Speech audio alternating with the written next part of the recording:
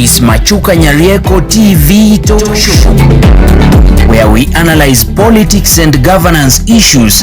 We focus on national, local and international news.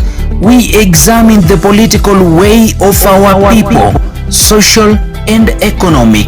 Nyarieko TV talk show, the house of ideas. Ladies and gentlemen, good afternoon. Let me begin by asking this question concerning the impeachment of Kawira Mwangaza, the Meru County. How will one explain her impeachment, bearing in mind that in Kenya we have individual governors who are more corrupt than Kawira Mwangaza? What will have been the cause of her impeachment? Before we proceed, because in this video I'm going to explain free the reasons behind Kawira Mwangaza's impeachment, whether it has gone through court, the Senate, through the counter assembly. Factors or the facts remain the same. But before we proceed, if you are watching this channel and it happens that you have not subscribed to it, kindly do so, so that whenever I produce another video, YouTube will automatically notify you. And it is because of your subscriptions, your comments, likes, that this station is thriving. And to those who have subscribed, thank you for your continued support. And back to our discussions.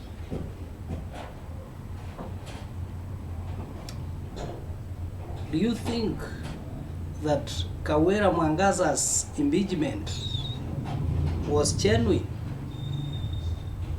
What are the reasons behind her impeachment? Of course, we know it took some time, but she had been relieved sometimes because of the court proceedings.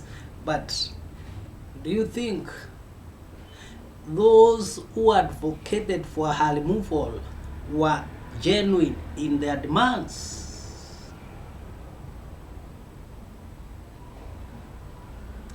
To understand this, we first need to look at various impeachments, or a few of the impeachments that to us have taken place in the Republic of Kenya, and the latest one being that of the deputy president of the Republic of Kenya, the Honorable Rigathi Gachagua. The impeachment of Rigathi Gachagua is much associated with him getting into a party that he had no control of. That is, he came from the same party with his party leader, who is the commander-in-chief of the armed forces. And therefore, the commander was able to control everything within the party. And therefore, if the commander says, let's move right, the troops will move right, left, south, north. So that's how it became easier.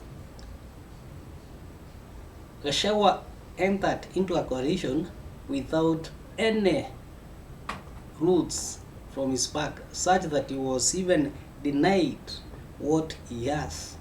All that he had was taken from him.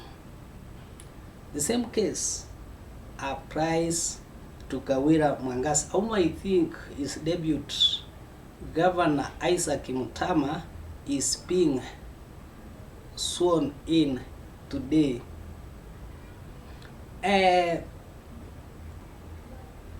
If you look at Kawira Mwangaza, she was an independent candidate. So any allegations, be it false, malicious, intentional, she had no one. She had no one to defend her. And that's why she kept saying in most of her time that I'm here to protect the resources of the people. She never knew that once they get into power, the members of parliaments, members of the county assemblies feel that they strongly feel the entitlement that it is their turn to eat. That's why sometimes back they walked away from the assembly when the governor was about to give her speech on the development within the Meru County. And again, little did the Meru County governor know that she has no authority over elected leaders, saying that she has little time to engage them. Because she did say this in one of the vernacular radios in the Meru.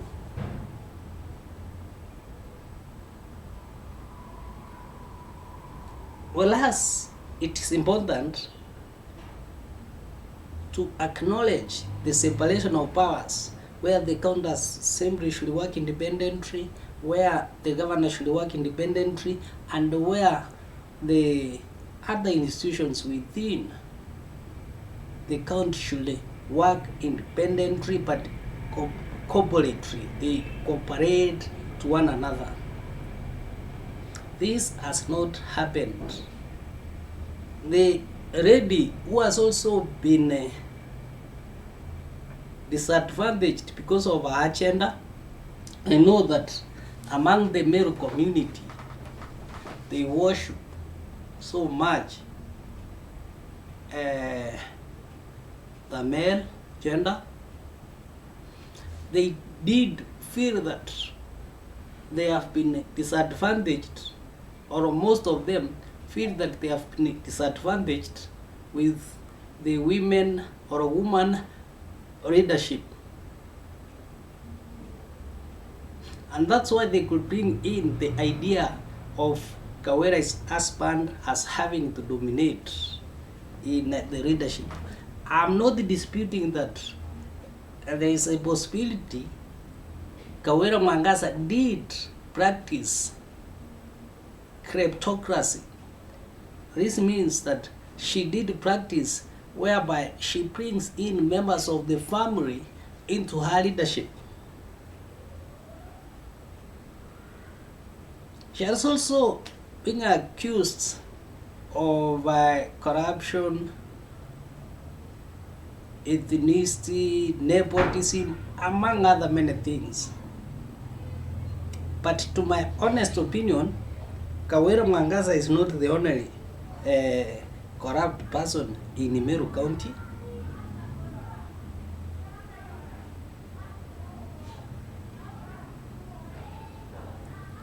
The truth of the matter lies on eating.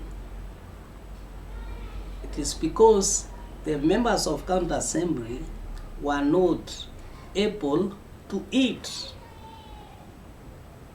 Leave about anything. Leave about those who left before, like Craig Murungi.